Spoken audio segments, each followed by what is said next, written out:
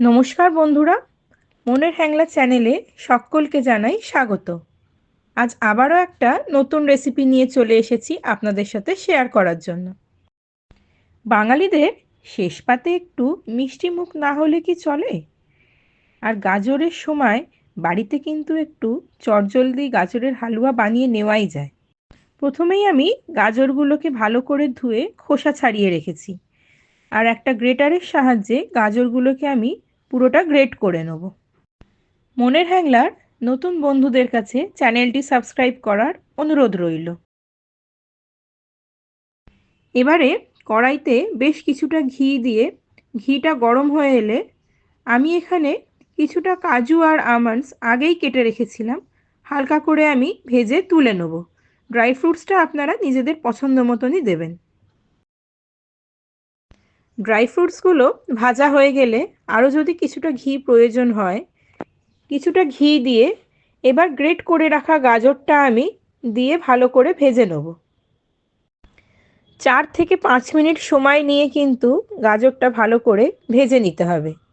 আমি এখানে 400 গ্রাম মতন গাজর নিয়েছিলাম, তার জন্য আমি বড় কাপের 2 কাপ মতন দুধ দিলাম। পরে আরেকটু দরকার হয়েছিল, সেটাও আমি দিয়েছিলাম।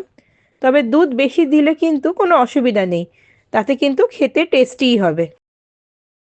অনেকেই কিন্তু মিষ্টির স্বাদটা একটু বেশি পছন্দ করেন, মানে চড়া মিষ্টি খেতে ভালোবাসেন। আবার অনেকেই কিন্তু হালকা মিষ্টি ভালোবাসেন।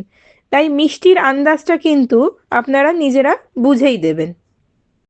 আমি 2 কাপ মতন চিনি দিয়েছিলাম, আর 2-3টে ছোটো এলাচ গুঁড়ো করে রেখেছিলাম, সেটাও দিয়ে দিয়েছি। ছোটো এলাচ কিন্তু গোটাও দেওয়া যেতে পারে।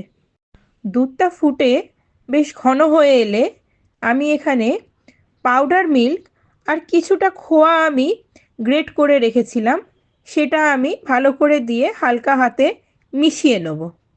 খোয়া না থাকলে কিন্তু পাউডার মিল্কটা অবশ্যই দেবেন, এতে করে কিন্তু স্বাদটা আরও বেশি ভালো হয়। আরও 3 থেকে 4 মিনিট বাদে দুধটা যখন আরও কিছুটা ঘন হয়ে আসবে, এর মধ্যে আমি কিছুটা কিশমিশ আর ভেজে রাখা যে ড্রাই ফ্রুটসগুলো ছিল সেটা আমি দিয়ে কিন্তু এবার ভালো করে নেড়ে নেব। গাজরের হালুয়া কিন্তু সার্ভ করার জন্যে একবারে রেডি। এবার ওপর থেকে কিছুটা আমি কাজু ভেঙে রেখেছিলাম, সেটা দিয়ে দেবো। আপনারা আপনাদের পছন্দ মতন ওপর থেকে ড্রাই ফ্রুটস দিয়ে সাজিয়ে নিতে পারেন। মনের হ্যাংলার রান্না যদি আপনাদের ভালো লাগে, একটা লাইক, কমেন্ট আর শেয়ার করতে কিন্তু একদম ভুলবেন না। ভালো থাকবেন, মনের হ্যাংলার পাশে থাকবেন।